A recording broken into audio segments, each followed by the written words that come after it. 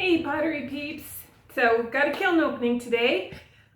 Busy day. Gonna unload this. Gonna load up the bisque and fire it. And I've got glazing that I'm doing inside. I thought things were gonna slow down after the studio sale, but nope. I've got to get all my Christmas orders done. And of course, if you watched the last video, my life is over after, or my pottery life is over after November 15th. So basically November 14th. I have to have everything done for the end of the year by then. So what is that? 3 weeks, 3.5 weeks. So I gotta, no time for slowing down. So let's go ahead and get this kiln opening and get that done and checked off and get this other one loaded. I'm not gonna show you loading up this kiln. I think they'd just be too hard to show filming, and I don't know if there's any interest in that, so you'll have to let me know. It's a lot of, when you're loading a bisque, everything can touch, things can go inside each other. It's Tetris on steroids, and trying to get as much stuff in there as you can safely. So it's actually takes me longer to load a bisque kiln than it does a glaze kiln, just because I'm trying to fit so much into it. And with everything being able to touch, it's amazing what you can get away with. So anyway, let's go ahead and set you up and let's see what's in this glaze firing. Okay, this was a cone 6 firing with a 10-minute hold. And in case you're wondering what these are sticking together. All right, these are Nightcraft Co. These are pots. Okay, good. It's just the suction of being fired. She has horses, and she has a community of horse people. And this year's been a really bad year for them. They had a lot of older horses, and so everybody down at the field where she has her horses have lost horses. And so she does raku pots, and she has gathered the horsehair from these horses that have passed on, and she will raku them and heat them up and then burn the horse's hair on them. And so she's got more pots here than the horses they've lost, but she wanted to have some ready to go next time something like this happened. So what she wanted is she wanted these pots to be vitrified. And so they've gone clear up to a cone 6 firing, but she'll put them into a raku firing and then burn the horsehair. But she doesn't have to worry about the pot now because it's been vitrified. Let's see. I know I put, wow, I'm really surprised them being bisqued that they all kind of suctioned themselves on top of each other. Now I'm going to have to very carefully take those apart. I know they'll come apart. I'm not worried about that. But all of these one pots needed the other firing, and she's been waiting on me to do it. And with these last 2 witch hats that I didn't get into the other firing, they take up so much room that I was able to do a firing for these pots. So let me get them out of the way. They're very, very cool pots. I've got them upside down and all the way around. I'll have to show you pictures when they're finished after they've been rakued. But that's basically, they're an urn-shaped pot with the horse on them, and then she will burn the horsehair into them. All right. Okay, I can't wait to get that, but I've got to get these other things. So this is the Terra Red. This is Nightcraft, or no, this is Nap Time Potter. And she did all of these in the Arctic Blue. Got a couple of pinholes. I don't know, I thinned it down Couple of pinholes on that. Not bad. They're not sharp. They're just little bumps. Either that or there was some stuff on the clay. I don't know if I'm just looking at the pots. That Arctic blue on this Terra Red is just gorgeous. It is just such a pretty clay. Yeah, this is Tess's naptime potter. She had a baby in June. And so her getting back into the studio, you know what, she's got 3 kids, and one being a new baby. Oldest is 5, and then the one just turned 2, and then the baby. So those of you who have had kids, you know what it's like. These ones actually are perfect. Well, maybe not. A little bit of pin holding there. I love holding these.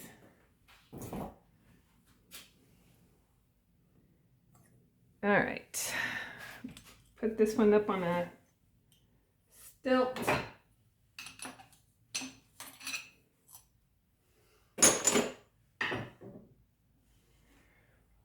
So this one did have a crack here, so it'll be for me. I tried filling it in with Bisfix, but it opened back up, so it'll be mine. But this is autumn. You know what? These glazes look like they're the same. This is what happens when you're glazing something and you stop midpoint and you think you know what it was. This is kimchi. This is autumn purple. But you know what? They work really well together. And when they're dried, they look like the same glaze. Okay, so kimchi here. And then I did deep sea and sky. Actually, I took sky and deep sea and mixed it for the grayer flowers, the grayer dark blue flowers, just to have a variation of color. And then I put Sun-Kiss Stroke and Coat in the center. The leaves are done with holly green, so Spectrum's holly green, but it's very pretty. So I get another one because I always get the second through the broken bits.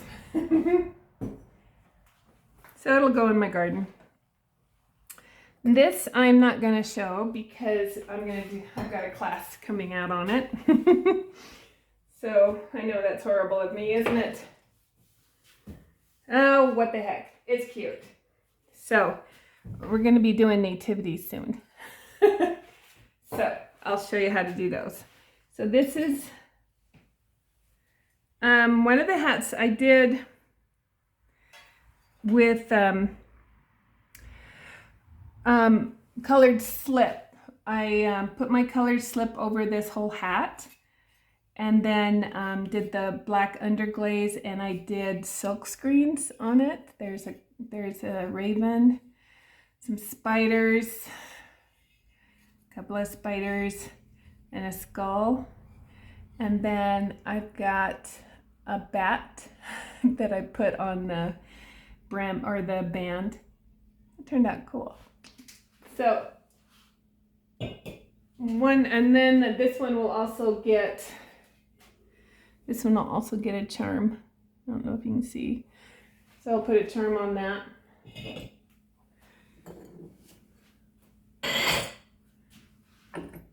All right, but this one, I glazed on it for 4 days, on and off for 4 days. This was I do have a cookie under it. Got the cookie out. And obviously broke off a little bit of the hat. Now, one thing that I did do on this is I glaze glued all the leaves and the mushrooms. So a couple of the mushrooms fell over, but that's okay. Mushrooms fall over in the wild all the time. And I also tried a glaze that don't do this, guys. I mean, it worked out, but don't do this. So I used Spectrum's Milky Way on the base. That's the blue. And I've never used it before, never tested it because I've never used it before, and went with it. But I'm happy. I'm happy with it. And then, okay, so let me see if I can remember. Mushroom Tops got the fire brick, Amaco's fire brick, and then I did dots of Mayco's designer liner in the white. Some of them moved, but that's okay.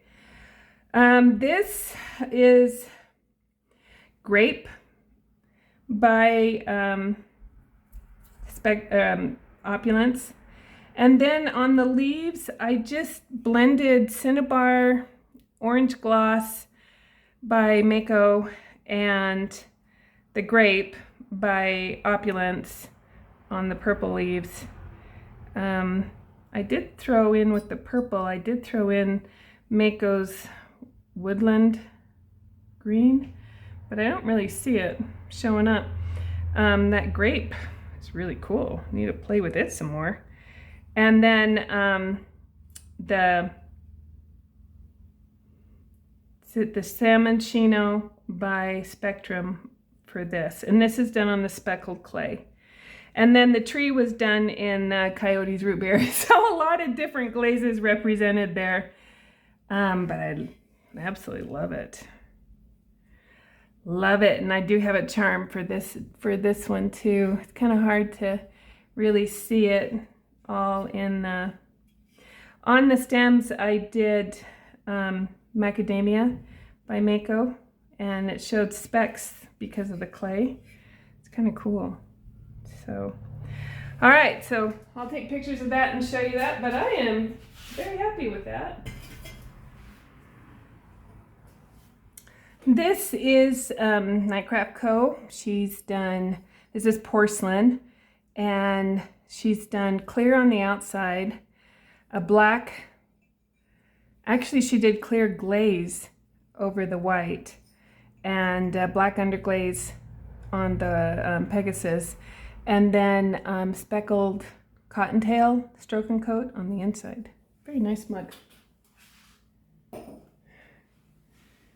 Got a lot of odds and ends that haven't been making the kiln, and this is one of Nightcraft Co.'s too, for her planters that she's been known for and is super popular. I will put the links to their Instagrams. Excuse me, I did not mean to sneeze. Tried to hold it back, but it didn't happen. All right, so these are, yeah, I'll put whoever's in this kiln, I'll put their Instagrams in the description.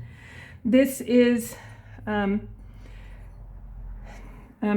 Potter by Tess. Okay, so this is the difference. This, I think, got a really thin coat, but there's no pinholing. And you know what? This is not the Terra Red, though. This is looks like the Terra Red, but it's not. Because Terra Red is super, super smooth. It's like B-Mix, it's so smooth. And this has got some grog coming in. So it must be like it's not Sedona Red. Don't know. She's had this one sitting here before she had her baby, so I'm not sure what it is. But just to give you an idea, this, one pinhole. This is Arctic Blue on the Terra Red.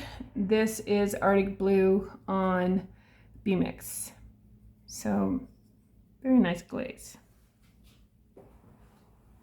All right, this one she put on stills. I like how it pulled. It's really pretty. Little juicer. And actually the juicer went with, I think it went with her little pitcher. So, really nice set.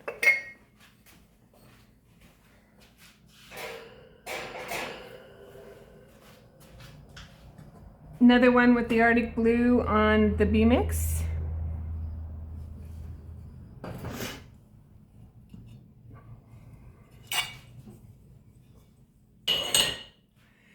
Ooh, that turned out nice.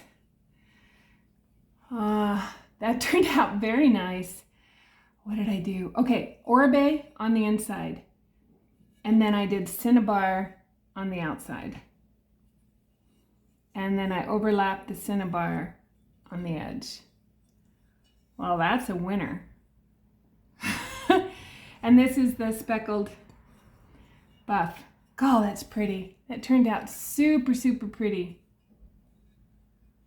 Ooh. Okay, these my husband glazed, and he's been asking about them. Let me actually switch hands here.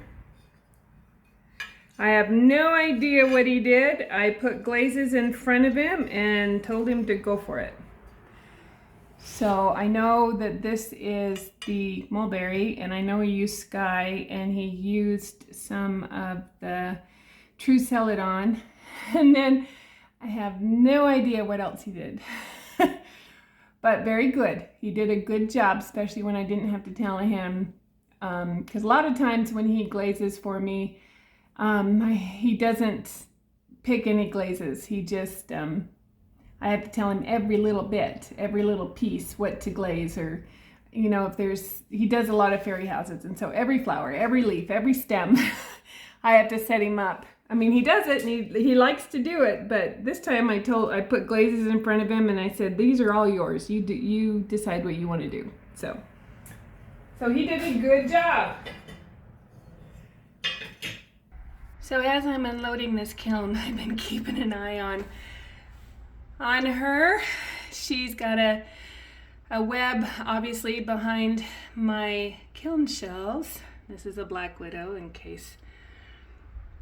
Okay, she's also got herself a praying mantis that she's eating on. But it's made me nervous this whole time. I mean, granted, she's not interested in me, but I put my kiln shelves down right there.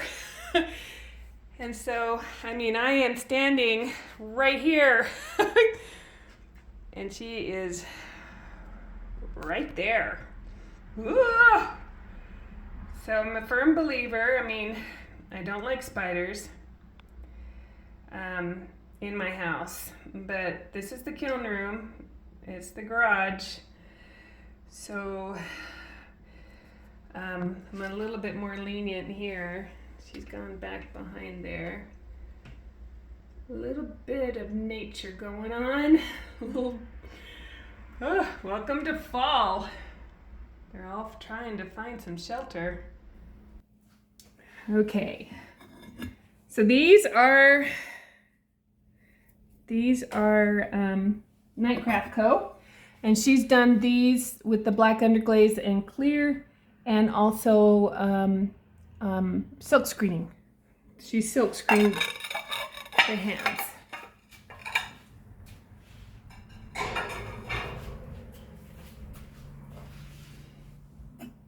Some more of Nightcraft Co.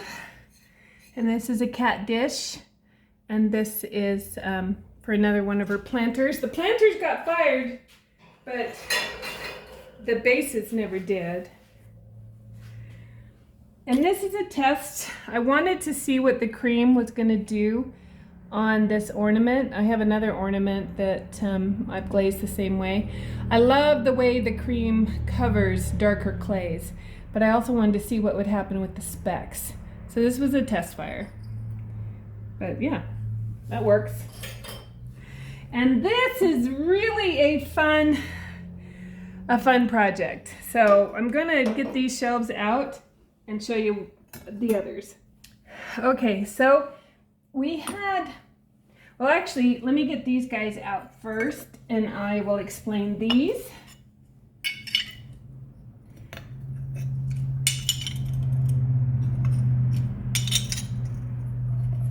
So my daughter got together with a friend of hers, and I rolled out some clay, and she did this in her own house. But these are the hands of my grandkids, and they made ghosts, and they hang, and they put faces on them. So they had a clay play day with her friend and her kids, and they made these cute little ghosts. So if you've got kids, grandkids, or you've got little kids in your studio, what a fun little activity to do. Look at the handprint there. Oh, just love it. So they're coming by to pick those up in a while. And then the rest of these are also done. We had, I have to keep looking back at that spider. It's got me a little bit on edge. Oh, it did do what I'd hoped it did. So this is the speckled clay, and this is Mayco satin matte. Let's see if I can hold it and it'll focus. Those magnesium flecks look like glitter with the satin matte.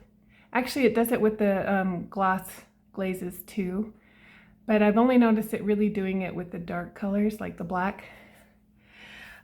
We had a girls' night. We had 12 girls that had never done pottery in my studio. It was packed. And so we did a bunch of these pinch pot pumpkins and the ghosts. So this is all theirs. And then they told me what colors they wanted them. A lot of people wanted them black, which was really interesting. And matte black. So we've got a combination of matte black and the glossy black. Some of them wanted the stems black too. Some of them wanted them raw. So I didn't give them a ton of choices. Otherwise, I would have been hours painting all these guys. But so far, those turned out amazing. But yeah, I was totally surprised with how many of them wanted black pumpkins. So is that a new trend? I don't mind the trend, if it is. But all done on the speckled buff by Laguna.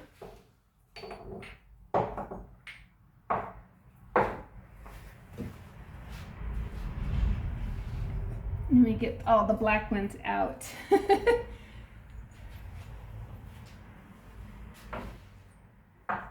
But I just have to say, I mean, look at these pumpkins for someone who's never done pottery, you know? Awesome. They did awesome. None of these girls had done anything. So, and then the other most requested, not an orange pumpkin in any of these. So it was black and white pumpkins. So here's all the white ones. And these were done with the cream. And some of the stems are painted. I guess just one of the stems got painted. She did that before she left with underglaze. But yeah, white and black pumpkins. They actually look great together.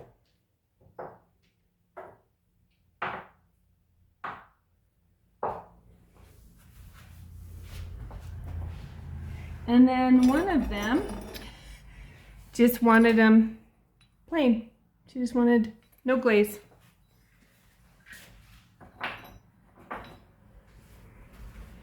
And then the others are just done in clear, except for these ones.